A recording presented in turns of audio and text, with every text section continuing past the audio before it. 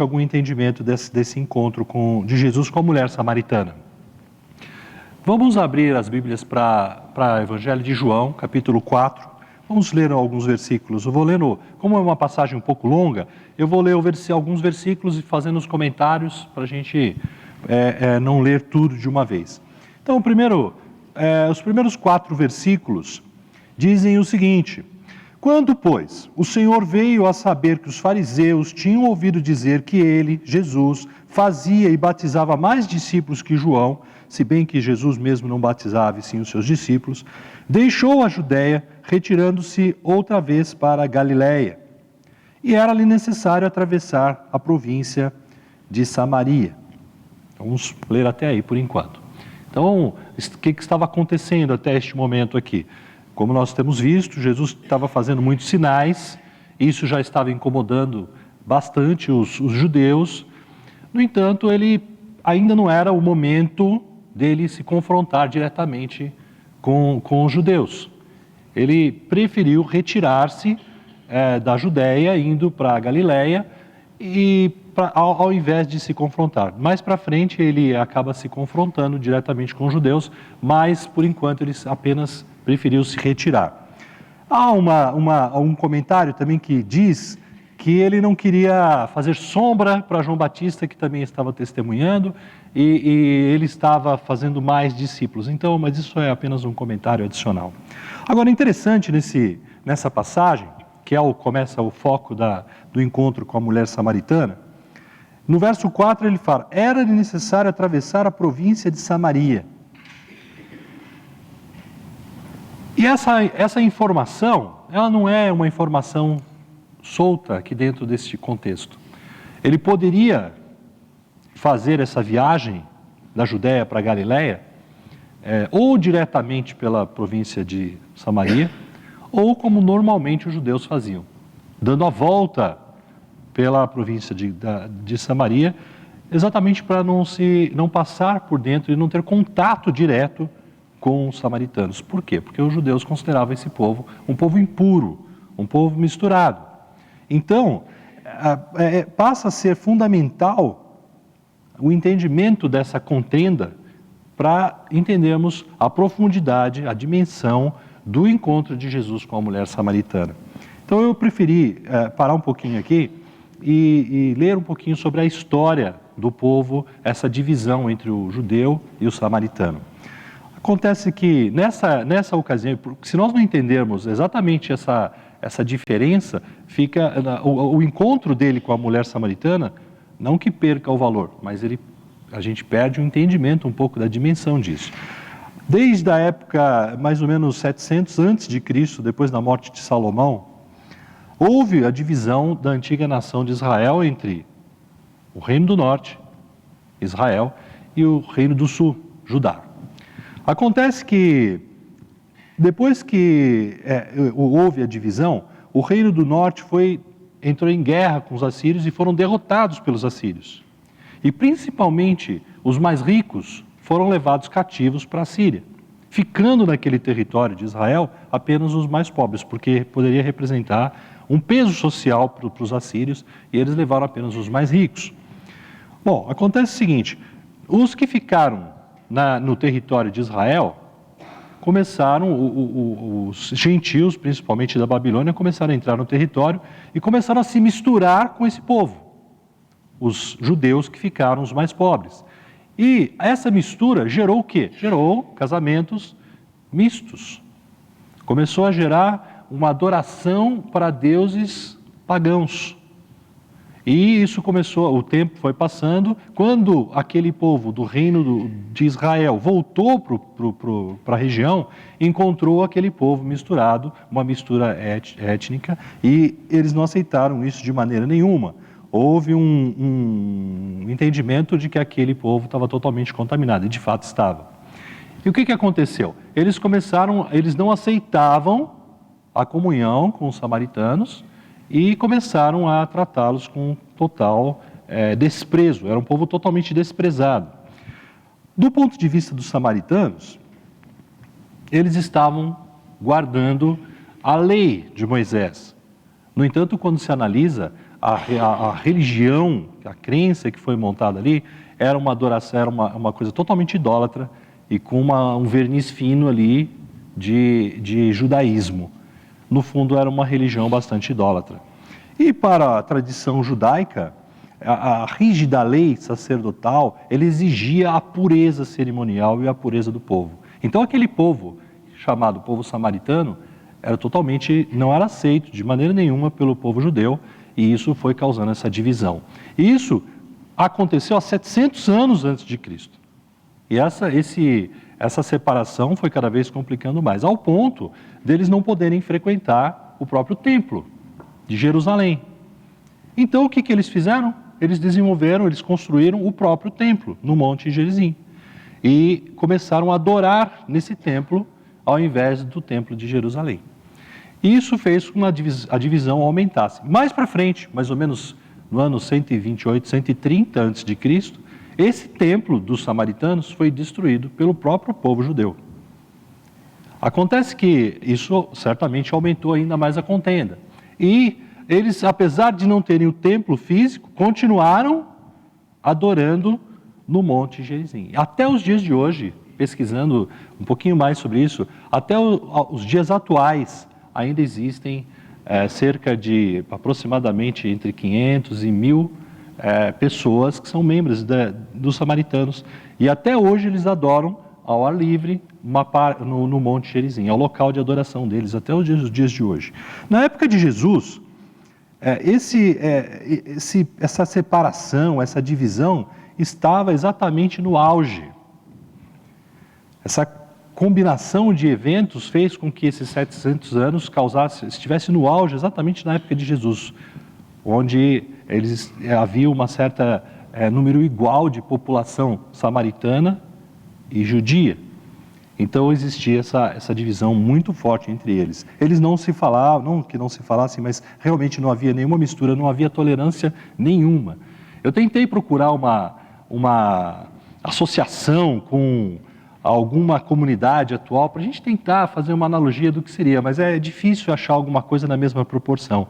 Mas é interessante a gente entender que, na visão do judeu, o samaritano era totalmente impuro, ao ponto de que essa viagem, ao invés, o normal de um judeu fazer, se nós olharmos no mapa, a Judéia está embaixo, Samaria está no meio, Galiléia está em cima. O natural é passar direto por dentro do território e chegar aonde Jesus estava querendo chegar.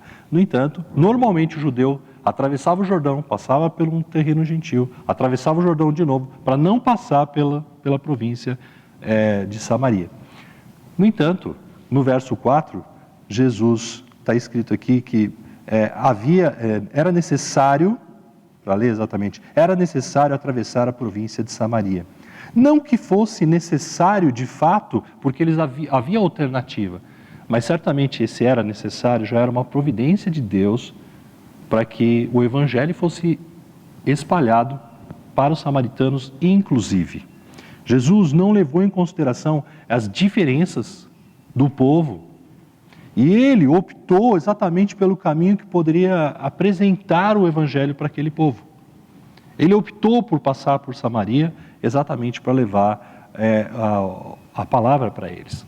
Então percebam que uma divisão secular, uma rejeição total, um povo tido totalmente como impuro, e de fato eles estavam envolvidos em coisas não muito corretas, mesmo assim Jesus optou por levar. Agora, o que era o desejo do Pai? O desejo do Pai era que todos fossem alcançados, inclusive o povo samaritano. Que lição nós podemos tirar dessa primeira parte? Nós temos também, ainda que no Brasil a gente tenha os nossos preconceitos, mas não consigo enxergar nada tão grande como estava acontecendo neste momento. Mas talvez, por comodidade ou por preconceito, a gente pode deixar de levar também a palavra para alguma pessoa, para algum povo, para algum bairro, para alguma comunidade, comunidade, por exemplo, aqui em São Paulo nós temos comunidade dos japoneses, dos próprios judeus, nós temos uma mistura muito grande. E talvez por preconceito ou comodidade, a gente possa não levar a palavra para lá. E não foi o que Jesus escolheu. Ele escolheu exatamente sair daquela zona de conforto e levar a palavra para aquele povo. Então, no que depender de nós, que tenhamos realmente paz com todos, evitando contendas de todas as maneiras. Talvez dentro da própria igreja, a gente pode fomentar algum tipo de divisão, algum tipo de contenda, e claramente, como princípio bíblico aqui, não é isso que nós devemos fazer. Andando, continuando, vamos ler agora os versos 7 até 19, onde narra o encontro propriamente dito de Jesus com a mulher samaritana. É uma passagem um pouco longa, mas é necessário fazer a leitura, eu vou fazer a leitura neste momento. Verso 5 diz: Chegou, pois, a uma cidade samaritana, chamada Sicar, perto das terras que Jacó dera a seu filho José. Estava ali a fonte de Jacó. Cansado da viagem, assentara-se Jesus junto à fonte, por volta da hora sexta. Nisto veio uma mulher samaritana tirar água. Disse-lhe Jesus: Dá-me de beber. Pois seus discípulos tinham ido até a cidade para comprar alimentos. Então lhe disse a mulher samaritana: Como, sendo tu judeu, pedes de beber a mim, que sou mulher samaritana? Porque os judeus não se dão com os samaritanos. Replicou-lhe Jesus: Se conheceras o dom de Deus e quem é o que te pede, dá-me de beber, tu lhe pedirias e ele te daria água viva. Respondeu-lhe ela: Senhor, tu não tens com que tirar e o poço é fundo. Onde, pois, tens a água viva? És tu, porventura, maior do que Jacó, o nosso pai, que nos deu o poço, do qual ele mesmo bebeu, e bem assim seus filhos e o seu gado? Afirmou-lhe Jesus: Quem beber dessa água tornará a ter sede. Aquele, porém, que beber da água que eu lhe der, nunca mais terá sede. Pelo contrário, a água que eu lhe der será nele uma fonte a jorrar para o resto, para a vida eterna. Disse-lhe a mulher: Senhor, dá-me dessa água, para que eu não mais tenha sede, nem precise vir aqui buscá-la. Disse-lhe Jesus: Vai, chama teu marido e vem cá. Ao que lhe respondeu a mulher: Não tenho marido. Replicou-lhe Jesus: Bem disseste, não tenho marido, porque 5 maridos já tiveste, e esse que agora tens não é teu marido. Isso disseste com verdade. Senhor, disse-lhe a mulher, vejo que tu és profeta.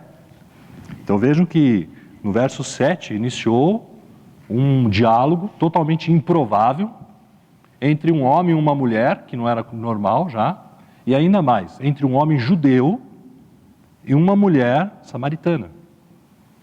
E Jesus simplesmente abordou no momento que ela chegou para retirar a água e pediu para ela: dá-me de beber. Imediatamente, essa mulher, ela levantou o ponto principal, que seria a divisão entre os povos, e chamou a atenção dele. Como que tu, judeu, pedes de beber para mim, uma mulher samaritana? A gente não deveria estar falando, em outras palavras. E imediatamente, sem perder tempo, Jesus oferece para ela água viva. Ele está tentando se apresentar para ela. E ela, ainda sem entender o que estava acontecendo, no verso 11 ela responde: Tu não tens com que tirar e o poço é fundo. Onde, pois, tem água viva? Mostra claramente que ela não tinha entendido ainda a mensagem que estava sendo passada. Então, ir até aquele poço, e principalmente para ela, perceba que ele fala na hora sexta, né? Ele menciona, para ela foi o horário que ela chegou no poço. Isso no nosso horário seria aproximadamente meio-dia, que era um horário mais quente. E talvez, isso não está totalmente dito, mas provavelmente ela estava buscando aquele horário porque ela era uma mulher possivelmente desprezada pelas outras mulheres próprias samaritanas, pelo estilo de vida que ela levava. Não era um estilo de vida comum. Para hoje, a gente lê a mulher ter 5 maridos, não é tão comum, mas ninguém fica escandalizado com isso. A gente percebe claramente isso. Mas nos tempos de Jesus, nesse tempo, isso era uma verdadeira aberração. Uma mulher ter 5 maridos, e na verdade o 6º marido, né? Que ela já estava com o 6º. Então aquele horário, possivelmente que ela estava indo ao poço buscar água, era um horário alternativo, num horário que as mulheres normalmente não iam. porque as mulheres talvez fossem no horário ou mais cedo ou mais tarde, onde o sol tivesse menos quente. Então, ela estava exatamente procurando aquela hora. Beber água que mataria a sua sede para sempre era algo atraente para ela.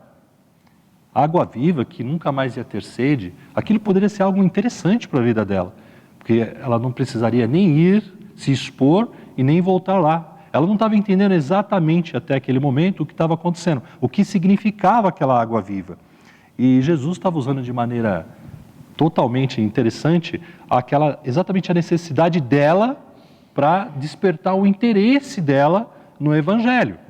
E o que acontece aqui no verso 14, ele fala que ele poderia, quem bebesse da água mataria sua sede para sempre. Isso era muito atraente e ela se interessou. No verso 15 ela responde: Senhor, dá-me dessa água, porque eu não quero, para que eu não tenha mais sede, nem precise vir buscá-la. Então ela passa claramente a intenção de que ela não queria ir buscar. Aquela água era atraente para ela. Aquela água viva era atraente para ela. No entanto, a gente percebe aqui que precisamos reconhecer a nossa pecaminosidade antes de se chegar a Jesus. Jesus, de maneira totalmente soberana, ele fala para ela que ela precisa chamar o seu marido. E ela diz que não tem, e tem aquele final do diálogo onde ele fala: bem disseste, esse não é o seu marido. E ela fala: Senhor, vejo que tu és profeta. Ele faz com que ela volte a sua mente para o seu passado e relembre a sua necessidade. E então ela fala: vejo que tu és profeta. Precisamos reconhecer a nossa condição de pecadores, sem esperança, necessitado, e então, mediante a fé em Jesus, recebemos o presente da vida eterna e não temos mais sede. Somente através do reconhecimento, do arrependimento dos nossos pecados passados, que vai nos levar à fé em Cristo. Antes da mulher poder receber o dom da vida, ela tinha que compreender o quão desesperadamente ela precisava.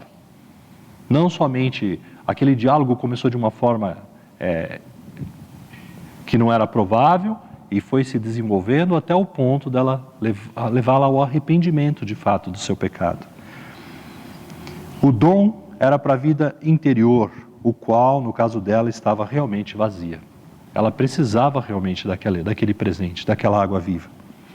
A mulher, ela era religiosa, porque ela sabia das coisas, ela sabia que era necessário a vinda do Messias. Ela reconheceu alguns sinais que ele estava fazendo, que Jesus estava fazendo para ela, e começou a entender aquilo que era a necessidade dela, que era receber o dom da vida. Vamos ler os versos 20 a 26, onde Jesus apresenta-se como Messias e ensina como ela deve orar. Ela já sabia que precisava vir o Messias, apesar de ser uma mulher samaritana. Ela tinha conhecimentos, porque os samaritanos também têm o Pentateuco como seu livro. Nos versos 20 a 26 diz: nossos pais adoravam neste monte.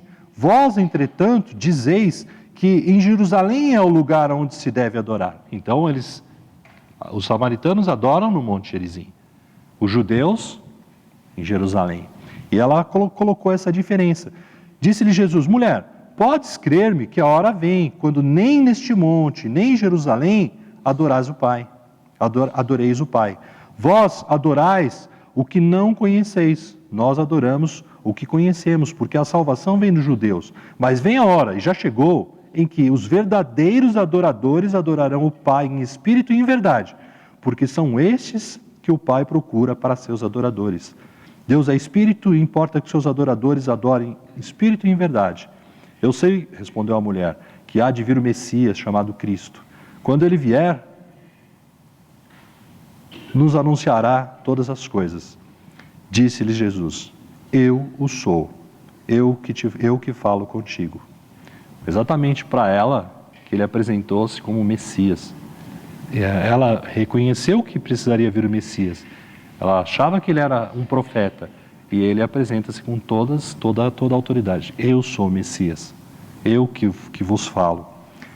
Apesar de Deus se agradar de toda a nossa reverência, o nosso culto, a nossa adoração, o que ele está querendo de fato aqui? Ele está querendo o coração das pessoas. Então Jesus, quando ele fala adoração em espírito e em verdade, nem num monte e nem num templo, onde os judeus achavam que estavam adorando, mas estavam adorando de uma maneira totalmente errada, com os corações longe de Deus. O próprio Deus estava no meio deles e eles estavam refutando a presença de Deus, estavam empurrando para fora. Eles estavam colocando a adoração deles no templo, num prédio, num local físico, e os samaritanos em um outro local físico. E Jesus falou, olha, Deus quer os verdadeiros adoradores, em espírito e em verdade. Ou seja, Ele quer o nosso coração de fato. Será que nós estamos adorando de fato Deus com os nossos corações, com as nossas vidas, com o nosso testemunho? Muitas pessoas associam a adoração a um devido lugar. Essa mulher estava vivendo entre dois sistemas. Ela tinha como berço a adoração dos samaritanos, mas tinha a convivência e sabia que os judeus tinham outro tipo de adoração. Talvez a gente também viva no meio de sistemas, mas a gente precisa entender que o que de fato Deus quer como verdadeiros adoradores somos nós como seres humanos, corações. Nós temos a nossa igreja, nós temos a orientação de Deus também para nos reunirmos, para adorá-lo, como nós estamos fazendo aqui, mas a gente não pode deixar de lembrar, cada um de nós, que ao sairmos daqui, nós temos que continuar adorando a Deus com os nossos corações de fato. O perigo é a gente confundir a adoração com algum ritual, ou vamos pegar uma coisa que é bem próximo da gente, música. As pessoas, alguns até confundem o termo tempo da adoração, e de fato é um tempo. Porém, a música ou qualquer outro tipo de ritual, elas podem ajudar a expressar um coração adorador. Porém, ela não pode fazer o coração que não é adorador se tornar um. Então, o fato de eu ser um adorador de coração, eu posso expressar essa adoração através da música ou através de outras coisas. Mas o fato de eu não tenho um coração adorador, eu venho aqui um dia, eu canto louvores, eu fecho os olhos e isso não me faz um adorador. Então isso tem que deixar bem claro que nem a música e nem nenhum outro ritual faz o meu coração ser adorador. O meu coração tem que ser adorador e eu vou demonstrar isso através de um devido ritual. Adoração em verdade e em espírito. A adoração deve ficar evidente pelas nossas atitudes com base num coração transformado pelo sangue de Jesus. A evidência, não somente dentro da igreja, em qualquer lugar que a gente possa estar. Andando, a mulher deixa o seu cântaro e começa a evangelizar. Os versos 28 e 29 narram essa passagem, principalmente o 28 fala, quanto à mulher, deixou o seu cântaro, foi à cidade e disse àqueles homens, vinde comigo e vede um homem que me disse tudo quanto tenho feito. Será este, porventura, o Cristo? Ela já começa a evangelizar. Agora vejam, qual é o significado dessa declaração dela ter deixado o cântaro lá no poço? Seja lá qual for o significado exato dela ter deixado o cântaro, como princípio que a gente pode tirar para nós mesmos e para as nossas próprias vidas, que nós devemos abandonar as nossas práticas antigas contrárias aos ensinamentos bíblicos, como um princípio bíblico. No momento que eu recebo a água viva, recebo Jesus como meu Senhor Salvador, eu tenho que deixar as minhas práticas antigas onde quer que esteja. Eu tenho que iniciar uma prática nova. Eu tenho que iniciar um estilo de vida novo. Eu tenho que deixar de lado, deixar para trás aquelas coisas. O velho homem ficou. Eu tenho que começar isso. E esse pode ter até um outro significado, mas como Um princípio bíblico, a gente pode tirar isso. Aquele cântaro abandonado ou deixado para trás são os nossos pecados ou estilo de vida anterior à vida com Cristo. Os versos 30 até 38, é uma leitura um pouco longa também, fala da obra do Senhor que preenche e nos traz realização. Os discípulos, no começo da narrativa, eles tinham ido para a cidade para comprar alimentos. E ao voltarem, encontram Jesus conversando com a mulher samaritana. Eles acharam aquilo certamente um pouco estranho. Como que o mestre estava falando com uma mulher samaritana, mas eles não falaram nada e começaram a observar. Ao passo que ela saiu do lugar,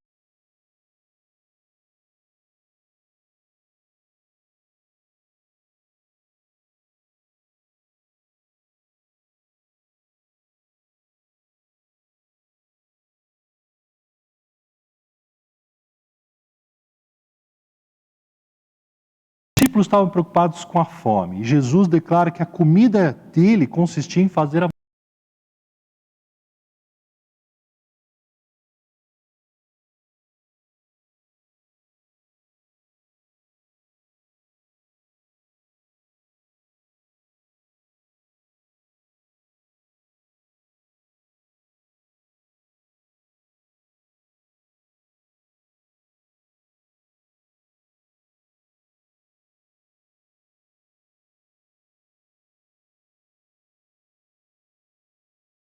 mais importante do que o alimento físico ou qualquer outro tipo de preocupação, a minha comida, aquilo que me satisfaz, é fazer a vontade do Pai.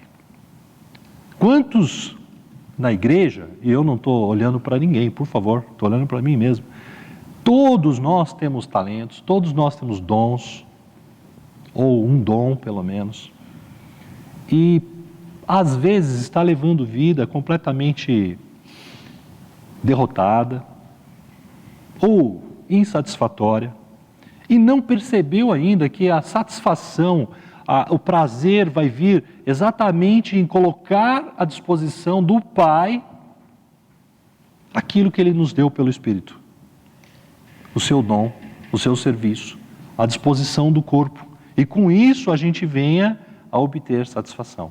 Então, mais um princípio exato tirado desse ponto, onde Jesus falou, olha, eu não estou preocupado com o alimento, ainda que ele fosse se alimentar fisicamente, mas o que dava realmente o preenchimento, a satisfação para ele, era exatamente fazer a vontade do Pai.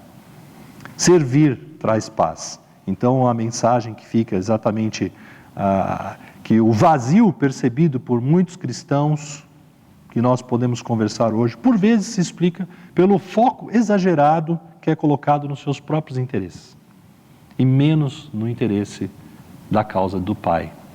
E isso traz esvaziamento, traz um vazio interior, porque isso passa. E quando as circunstâncias não estão boas, a gente tende a não estar bem. Então, aqui fica mais esse princípio.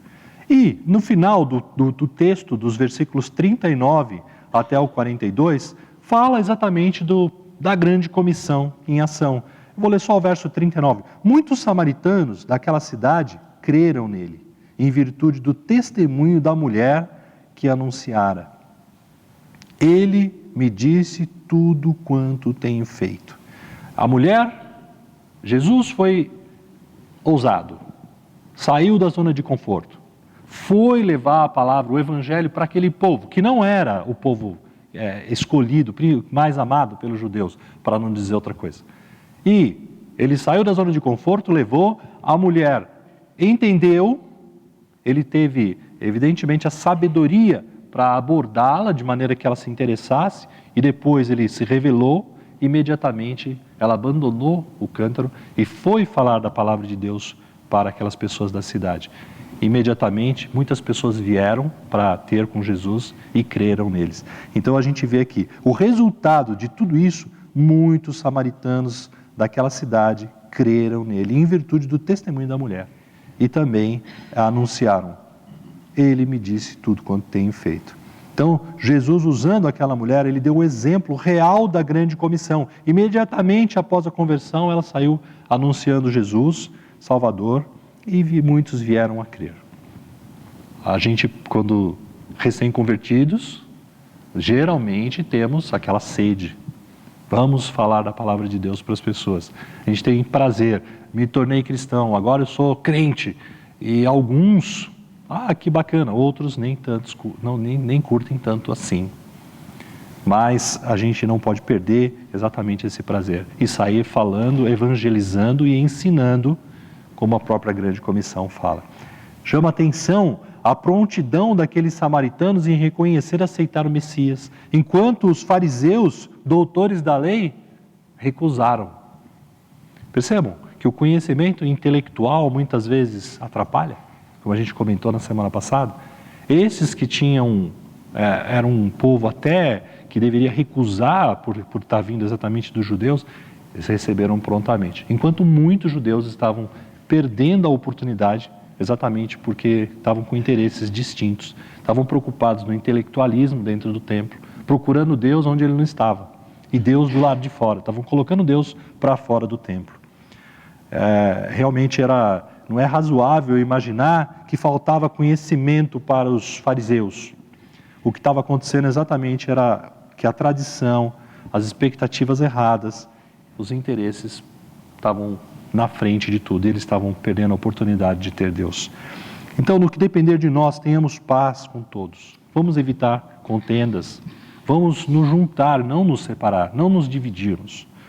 Não permita que a comodidade, o medo atrapalhe a execução da obra de Deus. Às vezes não é o mais confortável, a gente tem que sair da nossa zona de conforto para ir buscar as pessoas, o perdido, de fato. O pecador precisa reconhecer a sua condição de perdido e se arrepender. Não sejamos hipócritas, não rejeitemos os mais simples e os rejeitados, que era o caso representado pelos samaritanos. Quando Jesus esteve aqui, ele se importou com os mais simples. Ele foi até os mais simples. Ele levou a vida para os mais simples. Como pequenos cristãos, nós temos que seguir esse exemplo também. Deus quer alcançar os nossos corações e não somente coisas materiais. Então, essa era a mensagem para hoje.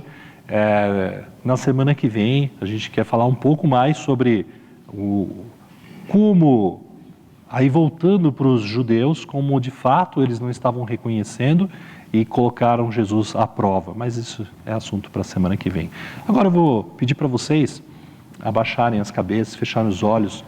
Eu não quero perder a oportunidade, mais uma vez, de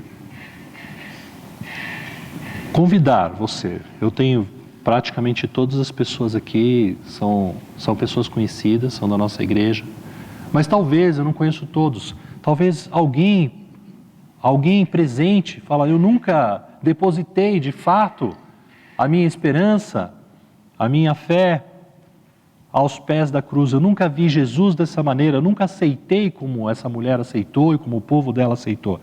E seria uma oportunidade. Eu gostaria de orar por você, caso você gostaria de fazer ter uma oração e ter um encontro pessoal com Jesus nessa data. Se for o seu caso, faça um sinal, levante sua mão, venha até aqui à frente, de forma que a gente possa orar por você e ajudar você a ter esse encontro pessoal com Jesus. Tem alguém nessa circunstância? Alguém gostaria de receber Jesus hoje como Senhor Salvador? Muito bem, vamos orar. Santo Deus, muito obrigado, Pai, mais uma vez, pela Tua palavra, pelos Teus ensinamentos. Obrigado, Pai, por deixar escrito para nós passagens tão maravilhosas, onde a gente pode perceber a Tua ação no nosso meio, a maneira com que o Senhor se achega às pessoas mais improváveis. Pai, somos imperfeitos, mas sabemos que o Senhor nos capacita. Ajuda-nos, Pai, a chegar às pessoas mais simples também, e também aos menos simples, mas a todos. Não permita que qualquer tipo de preconceito ou coisas que o homem tem como separação impeçam que a gente seja luz e seja testemunho do Teu sacrifício e do Teu Filho aqui nesta terra, Pai. Abençoa essa igreja, abençoa todos, leva-nos de volta para os nossos lares e que principalmente os nossos corações estejam te adorando em espírito e em verdade. Em nome de Jesus, amém.